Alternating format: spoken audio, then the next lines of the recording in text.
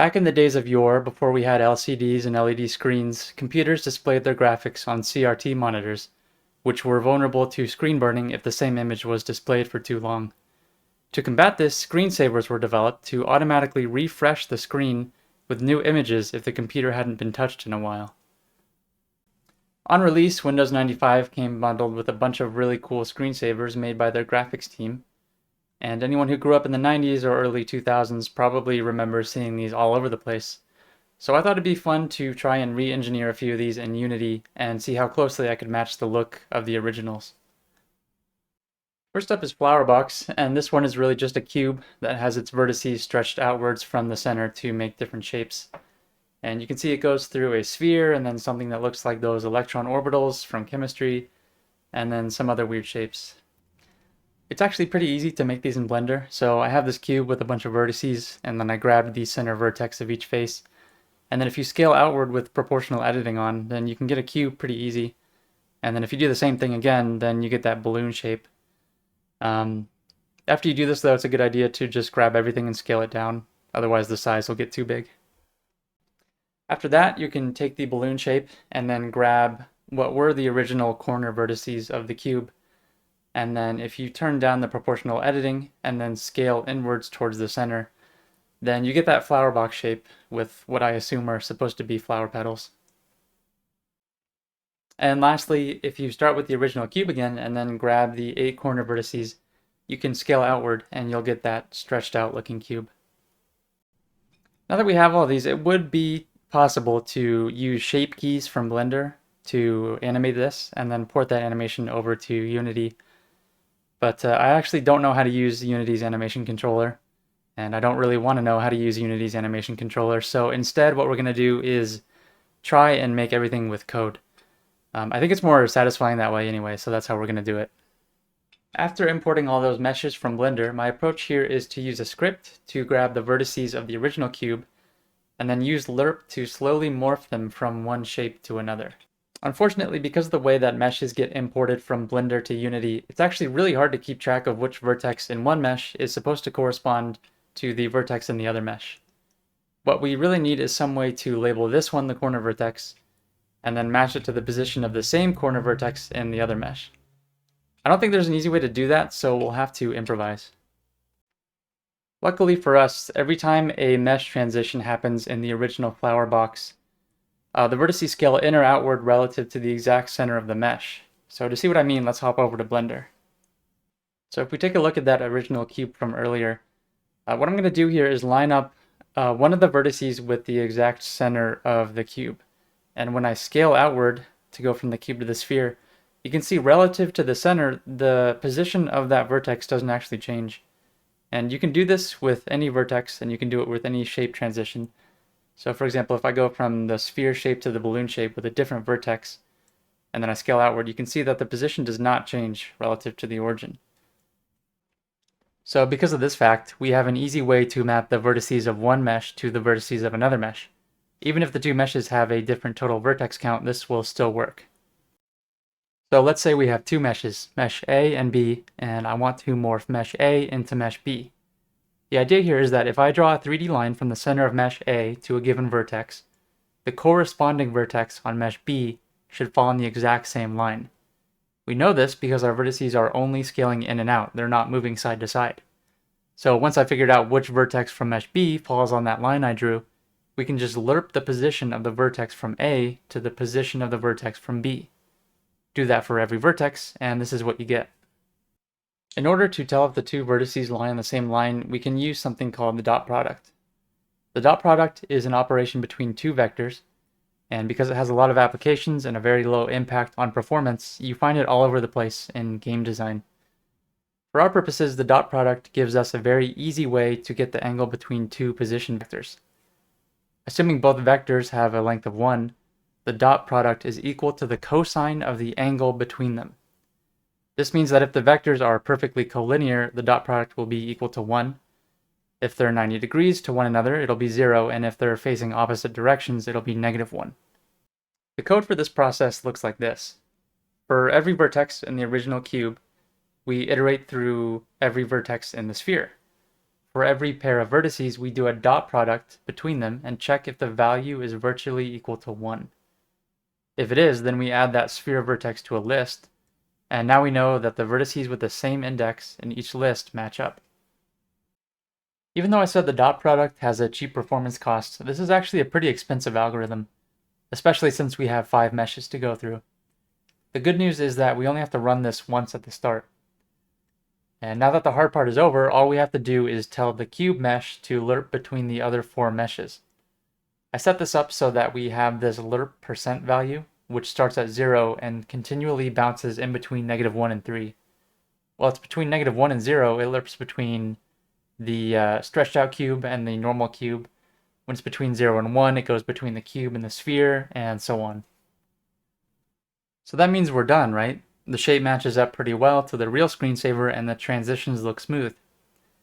If you compare the Flowerbox I made to the real one though, you may have noticed that something seems off. And the issue has to do with the lighting. Unity's default shader is just too good at making things look realistic. On a more technical level, the main difference is that Unity is using per pixel lighting, while the original screensaver is actually using vertex lighting. Vertex lighting was a very common rendering technique in the 90s because it's much cheaper to implement than most other lighting techniques. The way it works is that when the time comes to draw your 3D mesh on the screen, it's not enough to simply output the raw color value from the texture. You also need to figure out how much light is hitting each point on the mesh in order to give your 3D object the appearance of depth. In vertex lighting, for every single triangle on the mesh, you calculate the exact lighting value at each of the 3 vertices on the triangle. After you have those 3 values, you average them across the surface of the triangle to figure out the lighting of each point. This causes the triangles in vertex lit objects to be very pronounced, because you can easily make out where the shader is switching from one average to another. This is in contrast to per pixel lighting, which computes all of those difficult calculations for every single pixel covered by the mesh.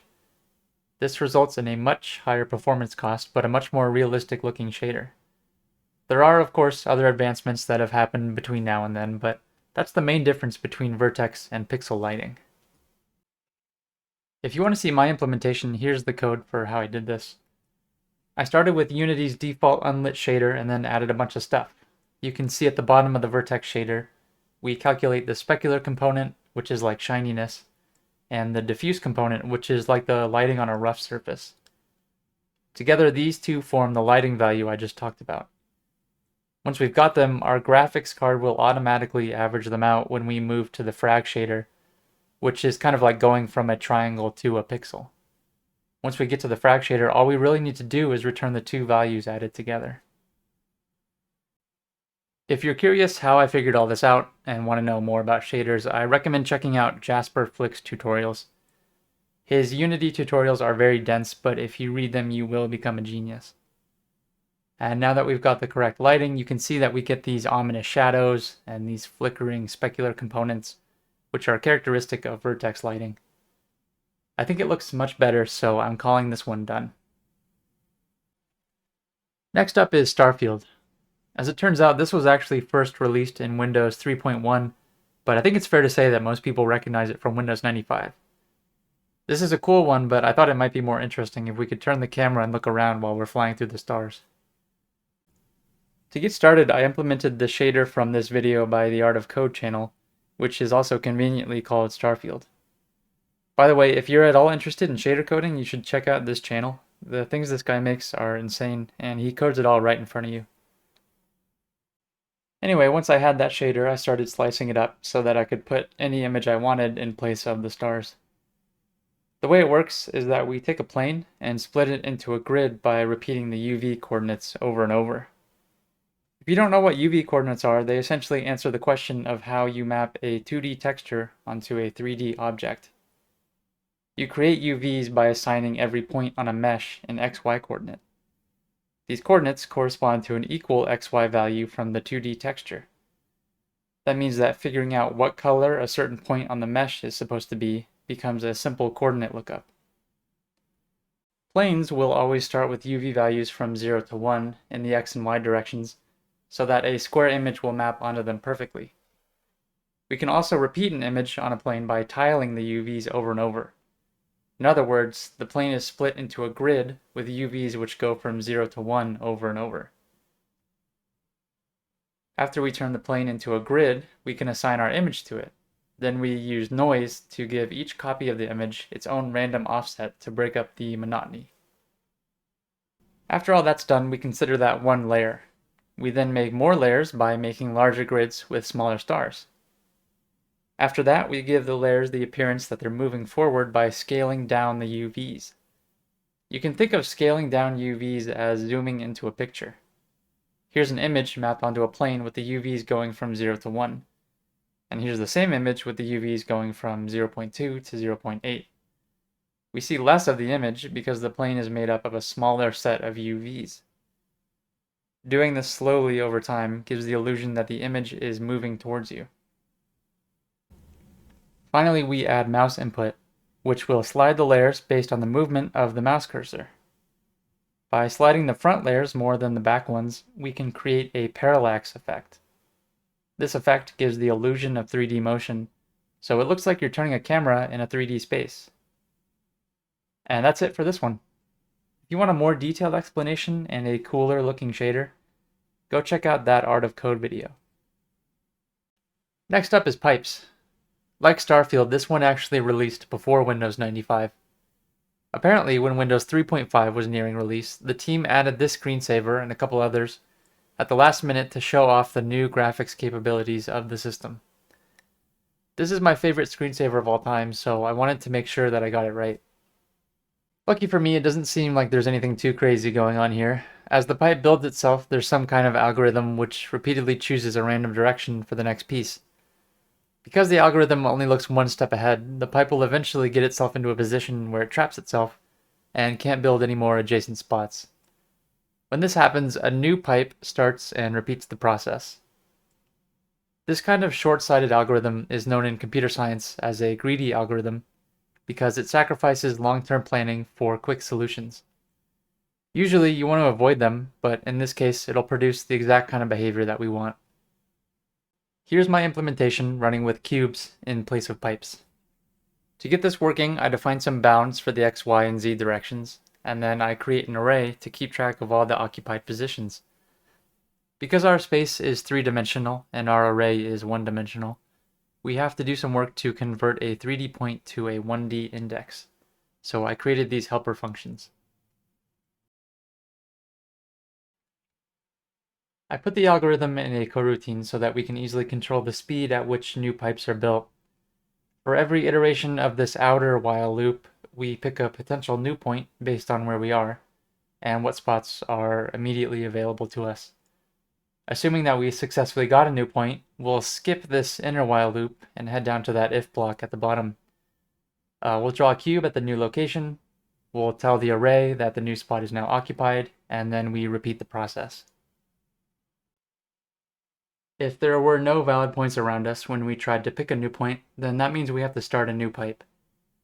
To do that, we simply run through our positions array starting from a random spot until we find an empty spot. We then set a new color and repeat the whole coroutine process again. If we wanted to stick to cubes, then this implementation would be fine. When we switch to pipes, however, we can immediately see that there's a problem. When we draw a pipe, we don't just need to know where we are, we also need to know where we were and where we're going. So to manage all that logic, I created a pipes visualizer class. There are 3 things we need to fully specify how a pipe should be placed: the direction we're currently heading in, the current spot where we need to build the new pipe, and the new direction in which we're going to head.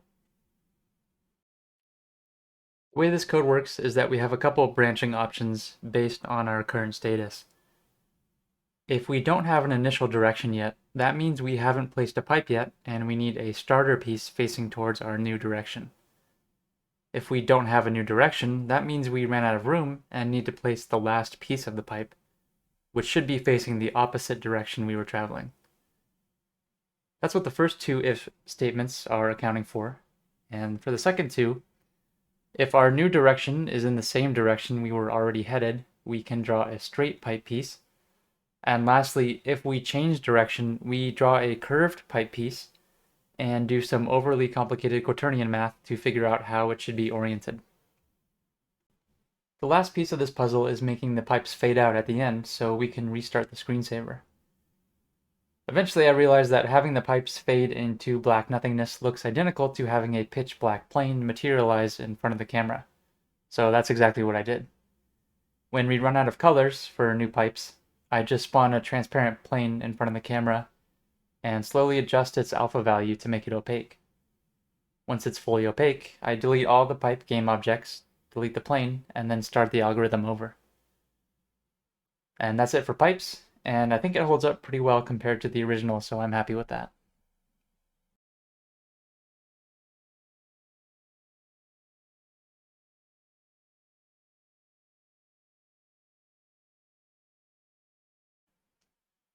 Last but not least, we have Mistify. And I think this one still holds up, but since we're coming up on the 30-year anniversary, I figured we could try giving it a visual overhaul. And this is what I came up with. It's now accompanied by a soft bloom effect, which naturally fades in and out as it cycles through a bunch of vibrant neon colors. This effect comes in two parts. The first is a script, which controls the way the points bounce and move around the screen. And the second is a shader, which draws the lines between the points and creates the bloom effect. You could probably do this with Unity's line render system instead, but if you couldn't already tell, I like coding shaders, so I did it this way. Let's look at the script first. It actually has two classes, the Mistify class, which controls all the logic of bouncing the points around, and the Mistify point class, which I made to hold references to speed and position for each point. It also has a public method to move the point, which gets called from the update method of Mistify. Instead of creating one Mistify point object for every single point you can see on the screen, I decided that each ring would be controlled by only 4 points. Each of those 4 points has 4 followers, which just do a simple lerp to follow the leader from a distance. Here's the update method from the Mistify class. First, we move all 4 of the Mistify points. After that, we get the positions of the 16 follower points by lerping between where they are and where the point in front of them is. We keep track of all those values by placing them in an array called positions. Once we've got all 20 positions, we dispatch a compute buffer so we can send all that information to the shader. Here in the pixel component of the shader, you can see that we've got this for loop that runs 5 times.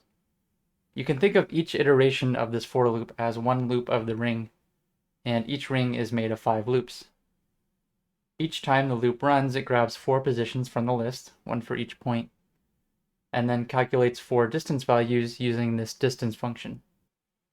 This distance from line function is known as a signed distance function, or SDF. The purpose of an SDF is just to tell you how close you are to a given shape, in this case a line segment between 2 of the points on our ring. If you want to learn more about SDFs and what you can do with them, then check out Inigo Quiles' channel. Here's the raw output of our SDF function for a single line segment, with distance represented as color. You can see that as you get close to the line, the distance value is getting smaller and smaller, and the farther away you are, the larger the distance value. We actually want the opposite, so if we invert the distance value, it should get brighter as you approach the line segment, and darker the farther away you are. Let's multiply that by a constant so the light isn't so overwhelming, and there you have it. It's literally that easy to create bloom. If we add up all the bloom values from multiple line segments, then now you've got a loop. And if you add up all the bloom values from all 5 iterations of the loop, you've got the entire ring.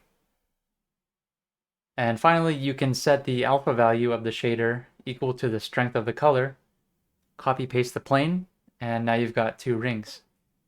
I've also added a color property to the shader. This doesn't actually set the color of the rings, but it's more like a random seed value.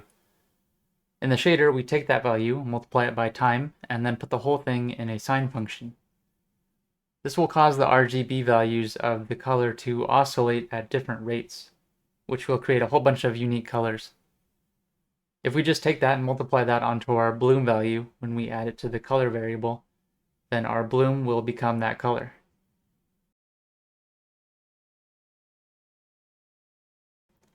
That's all the screensavers I can handle for this video. and I'll provide a link for the whole project in my GitHub. So if you want to play around and get a better understanding of how these work, you can go ahead and download that. And I've also set up the project so that after you hit play, you can use the number keys to switch between the different screensavers. So now that we're all done, here's some extended full screen footage of all 4 of the screensavers I made for this video.